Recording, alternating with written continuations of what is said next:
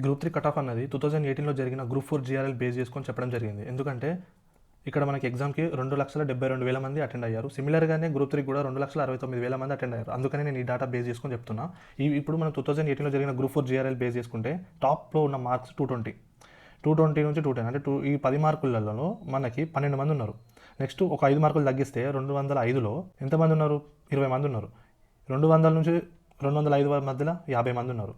Next 80 మంది, ఆ next 170 మంది, ఆ నెక్స్ట్ 310. అంటే పెరుగుతూ పోతున్నారు తగ్గే కొద్దీ. అంటే డబులింగ్ అయింది మనకి 195లో, 80 నుంచి 170 అంటే డబుల్ అవుతుంది. అలాగే సిమిలర్గా ఇప్పుడు గ్రూప్ 3లో మార్క్స్ చూసుకుంటే 300+ అనేది బెస్ట్ స్కోర్ అనుకున్నా కూడా అందులో ఒక 10 మంది ఉంటారు. అంతకంటే ఎక్కువ ఉంటే ఛాన్స్ అస్సలు ఉండదు. ఎందుకంటే టాప్లో ఎప్పుడైనా గుర్తుపెట్టుకోండి తక్కువ మంది ఉంటారు.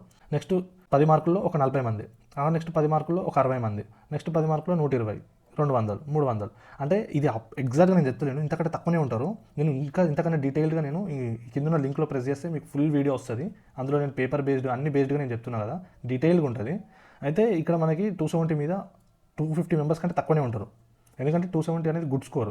90 ఇది చాలా అంటే చాలా బెస్ట్ స్కోర్ అనమాట. ఇది ఆ పేపర్ టఫ్నెస్కి. అందుకని నేను 250 మెంబర్స్ కంటే తక్కువనే అనుకుంటున్నా. అయితే ఇప్పుడు మార్క్స్ విషయానికి వస్తే కట్ ఆఫ్ మార్క్స్ ఓపెన్ కేటగిరీకి <260 ఉంటుంది.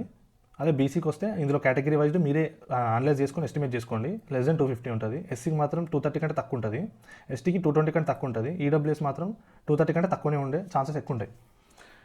ఇది కట్ ఆఫ్. మీకు డీటెయిల్డ్గా అనాలిసిస్ నేను వీడియోలో ఉన్నది, ఫుల్ వీడియో చూడండి, మీకు ఇంకా డీటెయిల్గా అర్థమవుతుంది. అందులో నేను క్వశ్చన్ పేపర్ బేస్డ్ కానీ ప్లస్ 2022 ముందున్న పేపర్కి ఇప్పుడున్న పేపర్కి చేంజెస్ ఏంటివి, పేపర్కి 90 రావడం ఈజీనా కష్టమా, పేపర్కి 80 గుడ్డా బ్యాడా, ఇవన్నీ డీటెయిల్గా నేను చెప్పిన.